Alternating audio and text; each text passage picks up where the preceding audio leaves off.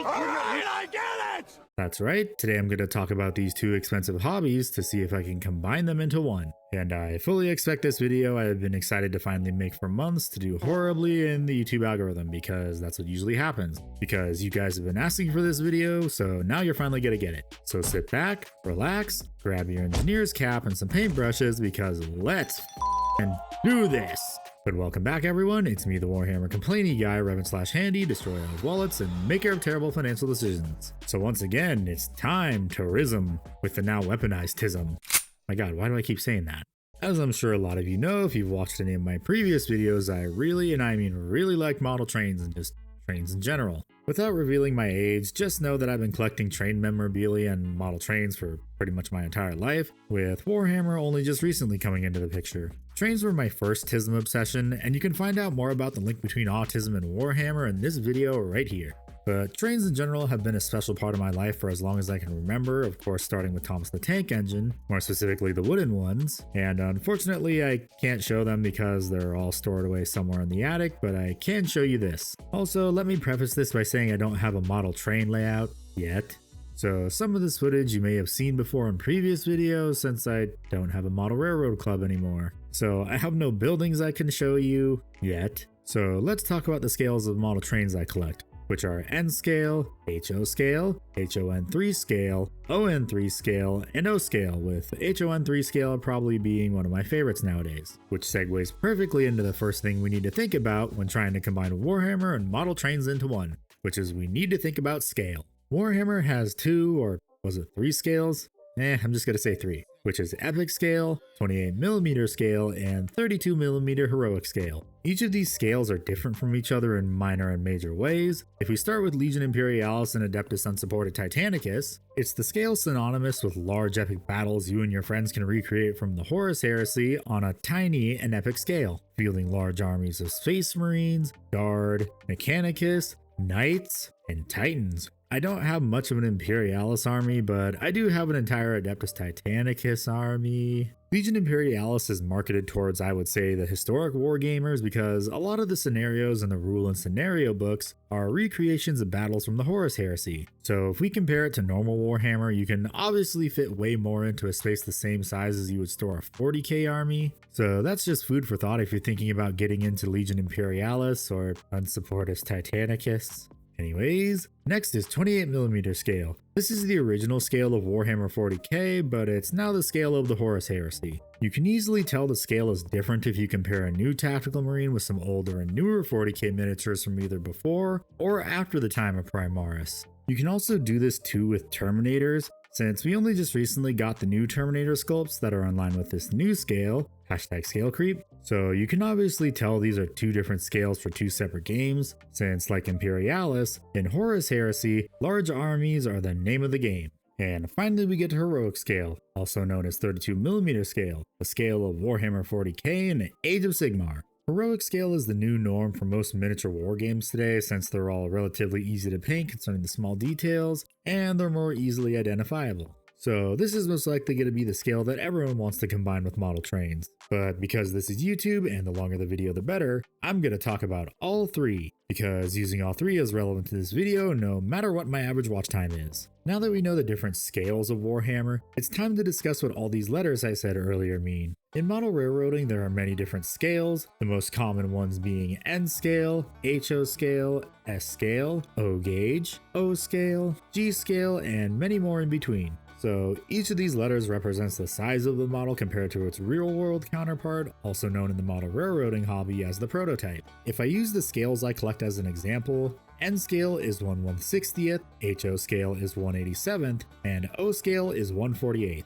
This N scale cab forward is 1/160th the size of the prototype. For this HO scale 2666 Allegheny, it takes 87 of them end to end to be full length of the prototype, and this O scale big boy takes 48 of them stacked on top of each other to reach the height of the prototype. Then if you see a scale with a small n and a number attached to it, that just means it's the narrow gauge version of that scale. To expand upon narrow gauge, in the United States, all the Class 1 railroads use what is called standard gauge track. This is track which is 4 foot 8.5 inches wide, or 1,435.1 millimeters for those that haven't been to the moon. So most model trains are going to run on some scale of standard gauge track, but narrow gauge, which is only really used on tourist railroads like the Cumbres and Toltec, Durango and Silverton, and Eastern Broadtop, run on track that is 3 feet wide, hence the name narrow gauge. If I use this HON3 and ON3 K37 as an example, it means that these K37s are the same scale as their HO and O scale standard gauge counterparts relative to the prototype of a standard gauge or narrow gauge railroad. So an HON3 or ON3 scale model train can be run on the same layout of the standard gauge scale, as long as you have the correct track.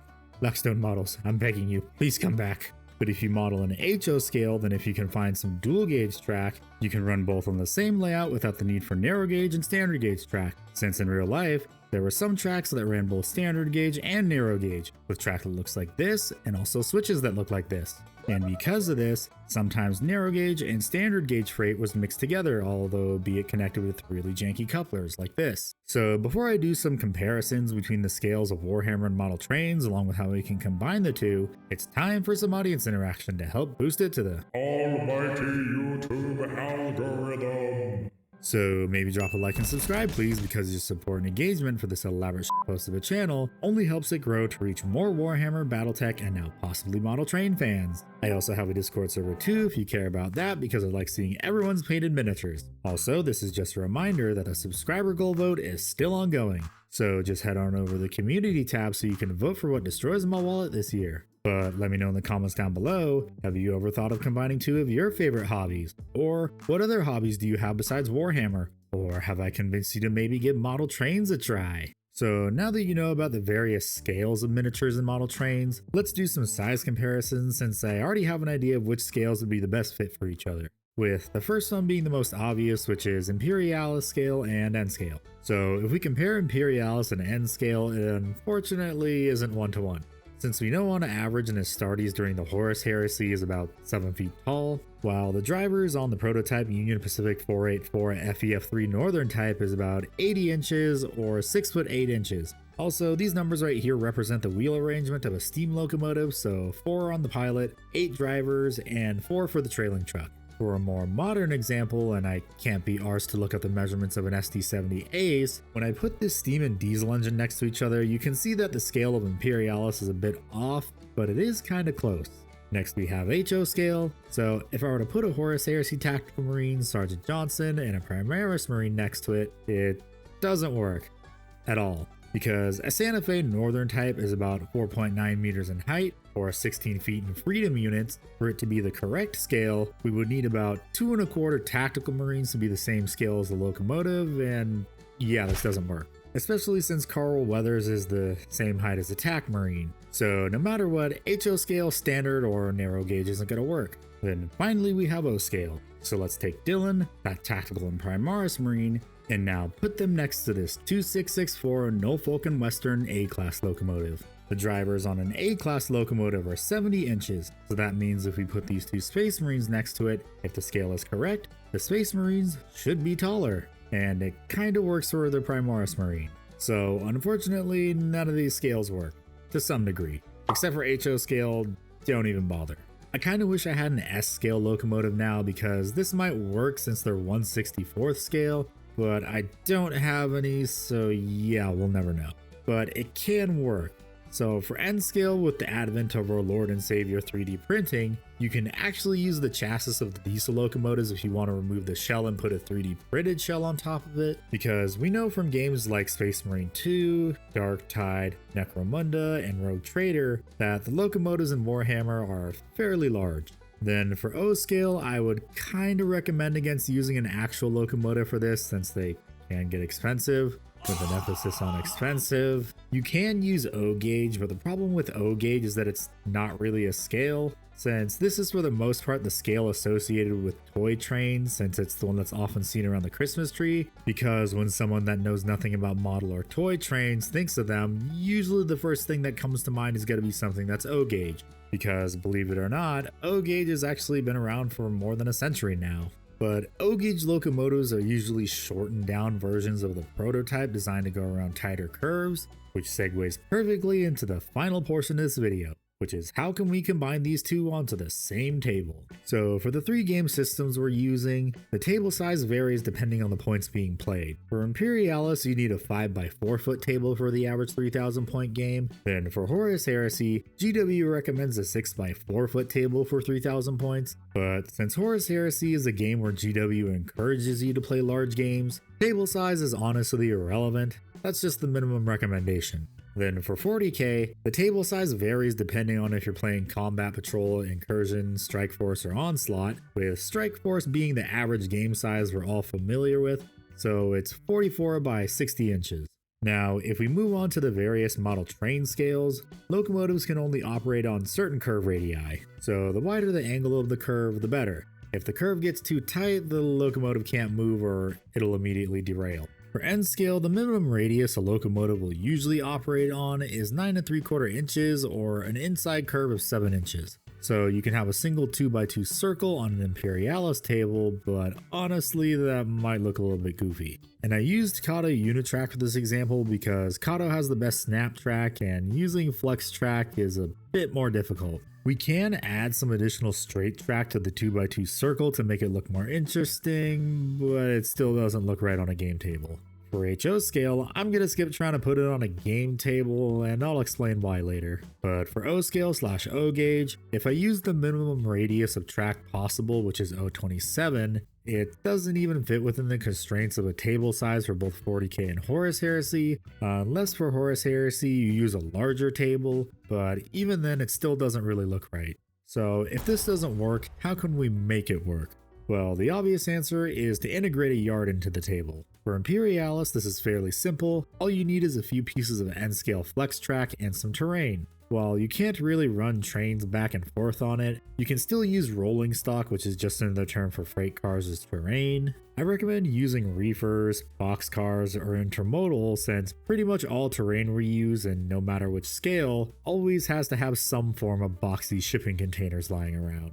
You would also need to, of course, mirror the terrain to some degree, which honestly wouldn't be that difficult, since you can also use prototype rail yards as reference. For shits and giggles, you can also roll a d6 to see if cars getting shunted around the yard act as a terrain hazard. Also, shunting is just another term for switching. Now, for 40k and Horus Heresy, you can do the same thing with HO scale track, but the rolling stock might look a bit weird since the scale is completely off. But you can still use the track as just a set piece as if they're fighting in a rail yard. Then for O scale, this one really isn't ideal for a yard on a table this small, since you can only really fit 2 pieces of track with just enough room for terrain to not make the table look too cluttered or barren. So you can just have a no man's land between the 2 main lines with a funny terrain hazard, because if you add any more track than that, it would look really weird, and you can't really use some buildings since a lot of them are real world prototypes and can get expensive. This applies to all the scales if you wanted to use some model railroad buildings as terrain. I also know some of the model railroaders in here are probably going to say, why didn't you mention Z scale? Well, the problem is Z scale isn't really that common like N,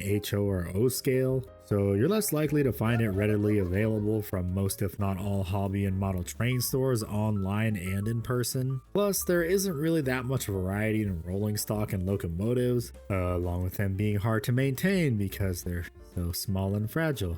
Like my ego.